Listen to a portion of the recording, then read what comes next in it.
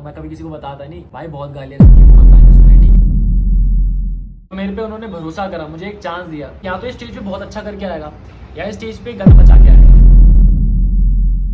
तो काफी ऐसे लोग भी मिले मुझे जिनसे मेरी वाइब बिल्कुल मैच नहीं। मैं तुम्हें बोलता हूँ, अगर ये घोड़ा खेला तो बहुत लंबा दौड़ेगा, अगर नहीं खेला तो ये हार जाएगा। Hey beautiful ladies and gentlemen, this is Nidesh. Welcome back to another video. So firstly, Hare Krishna to everyone जो भी ये वीडियो देख रहे हैं। आज की जो वीडियो वो काफी ज्यादा स्पेशल होने वाली है, काफी ज्यादा दिल के करीब होने वाली है, क्योंकि आज की वीडियो में मैं डिस्कस करने वाला हूँ रिगार्डिंग माय शोज कि मैं कौन कौन से शोज कर चुका हूँ, कौन कौन से रोल्स कर चुका हूँ, पॉलिटिक्स होती है नहीं होती, मेरे को एक्टर्स कैसे थे। तो काफी सारी चीजें हैं जो आज डिस्कस करने वाला हूँ और आज तक मैंने किसी के साथ डिस्कस नहीं करी है। So make sure to watch this video till the end. और वीडियो के एंड में मैं कुछ आपको डायलॉग्स भी बोल के सुनाऊंगा ताकि आपको एक आइडिया लग सके कि how we people act. Sir मेरी वीडियोस में कभी स्क्रिप्टिंग नहीं रहती, बट आज की वीडियो के लिए स्पेशली मैंने कुछ पॉइंट्स लिख रखे हैं ताकि हम पॉइंट वाइज पॉइंट जाएं और कोई भी चीज मिस ना हो।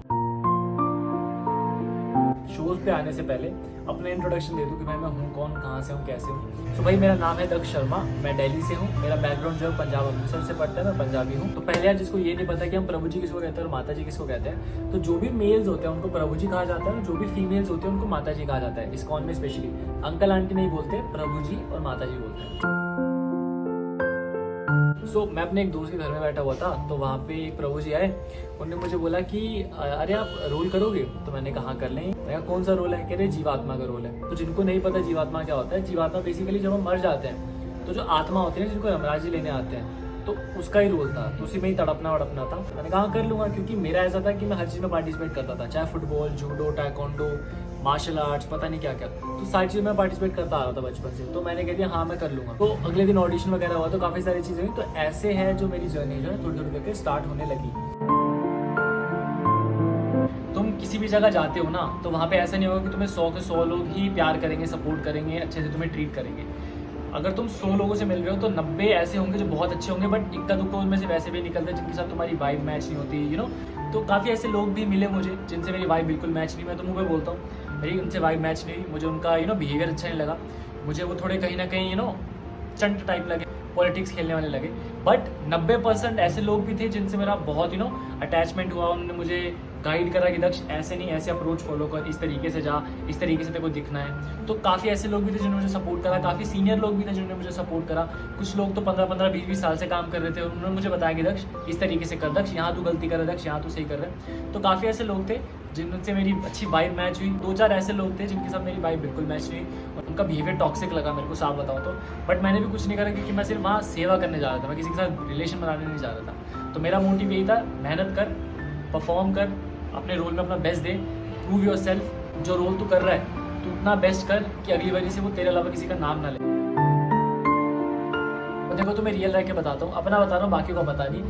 तो ये जो मेरे घर के पास वाला इस्कॉन है, ये मेरे एक दूसरे घर की तरह है, पहली चीज़। दूसरी चीज़, हम जो यहाँ परफॉर्म करते हैं, स्पेशली मी, हम एक सेवा की तरह परफॉर्म करते हैं भगवान के लिए। हम जिन्हें मानते हैं, हम जिनसे प्यार करते हैं, हम उनके लिए परफॉर्म करते हैं। और एक जो आर्टिस्ट होता है वो तालियों का भूखा होता है। तो हमें यहाँ से कोई मॉनेटरी बेनिफिट नहीं होता है, ठीक है। हाँ, ड्यूरिंग द रिहर्सल प्रसादम जरूर चलता है, प्रसादम वगैरह होता है। प्रसादम में समोसे, कोल्ड ड्रिंक्स हो सकता है, खिचड़ी हो सकता है, तो प्रसादम जरूर होता है, बट कोई मॉनेटरी बेनिफिट नहीं होता। लास्ट चीज़, अगर हम कहीं और परफॉर्म करते हैं, कोई डिफरेंट स्टेट में परफॉर्म करते हैं, डिफरेंट सिटी में परफॉर्म करते हैं, तो उस केस में travelling expense, food expense, stay expense, तो वो सारे एक्सपेंस मिलते हैं, ठीक है। इस वाले में नहीं मिलते क्योंकि हम यहाँ पे सेवा के तौर पे करते हैं। बट अगर हम कहीं बाहर परफॉर्म करेंगे, अपना टाइम डिवोट करेंगे, तो उस केस में हमें अमाउंट मिलता है। और अगर एंड सपोज अगर मैं यहाँ से नोएडा वाले इस्कॉन में जाकर परफॉर्म कर रहा हूँ, तो यहाँ से नोएडा जाना वो ट्रैवलिंग एक्सपेंस है, तो वो सॉर्ट ऑफ अमाउंट मिल जाता है। अगर हम कहीं स्पेशल जगह जाके परफॉर्म करते हैं ना, तो वहाँ पे हमें और ज़्यादा टाइम डिवोट करना पड़ता है और ज़्यादा प्रोफेशनलिज्म से काम करना होता है, क्योंकि दे आर पेइंग यू, ठीक है, दे आर पेइंग यू और उनको अपना काम परफेक्ट चाहिए, वहाँ पे गड़बड़ नहीं होनी चाहिए।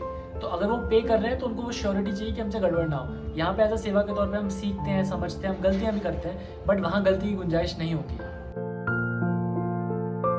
तो मैं एक एक्सपीरियंस बताता हूँ, बहुत प्यारा एक्सपीरियंस है जो मुझे अभी याद आया। जब मैं कृष्ण जी बना था लास्ट ईयर, तो जब मैं अपने ग्रीन रूम से बाहर आया ना, तैयार वगैरह होकर एकदम मोर पंख वगैरह पगड़ी वगैरह लगा के, तो जो लोग थे ना उनका रिएक्शन बहुत अमेजिंग था। लाइक वो ऐसे थे जैसे नॉर्मल तुम देख रहे हो कहीं पे, ऐसे देख रहे हो, तो तुमने मेरे को देखा, तो मतलब जो भी बंदा मेरे को देख रहा था ना बाहर निकलते हुए, उनकी आंखों में यूं करके स्माइल आ रही थी। तो वो बहुत अच्छा था। और जब मेरा वो कृष्ण जी का शो खत्म हुआ, मैं वापस अपने रूम में जा रहा था फ्रेश वगैरह होने, तो लिटरली मेरे दादा, मेरे पापा की उम्र के लोग मेरे पास आए, मेरे साथ फोटो खिंचवाई, अपने बेटे बेटियों के साथ फोटो खिंचवाई, मेरे से मिले, मेरे पैर छुए, लेजिट पैर छू के फोटो खिंचाई, पैर छुए। मैंने कहा नहीं अंकल आप पैर क्यों छू रहे हो, मेरे से इतने बड़े हो, आप पैर मत छू। तो उन्होंने कहा नहीं बेटा आप जिस अभी रोल में हो आपने काफ़ी अच्छा परफॉर्म करा है, हमें वो फील हुआ, आप इतने प्यार से बोल रहे थे स्टेज के ऊपर।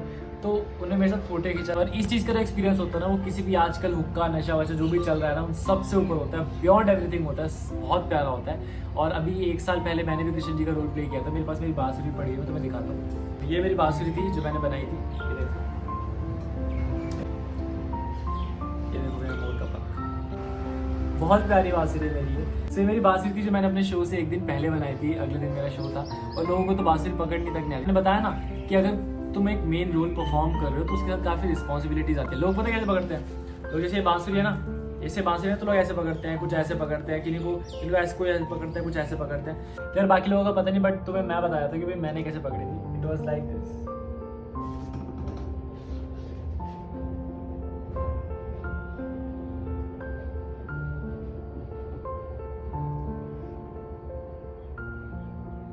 ऐसे पकड़ी थी। अब देख इसको अगर मैं ऐसे पकड़ता, ऐसे पकड़ता, ऐसे पकड़ता, ऐसे पकड़ता या फिर ऐसे पकड़ता तो कोई देखो आया मजा। तो यही छोटी छोटी चीजें होती है जो थोड़ी इनहेंसमेंट लाती है रोल के अंदर। तो ऐसा भी नहीं कि भाई मैंने कभी किसी से सीखा नहीं, मेरे को सब कुछ आता है ये वो। भाई बहुत गालियाँ सुनी है, बहुत ताने सुने हैं, ठीक है, तब जाके थोड़ा बहुत कंसिडरेशन मिलती है।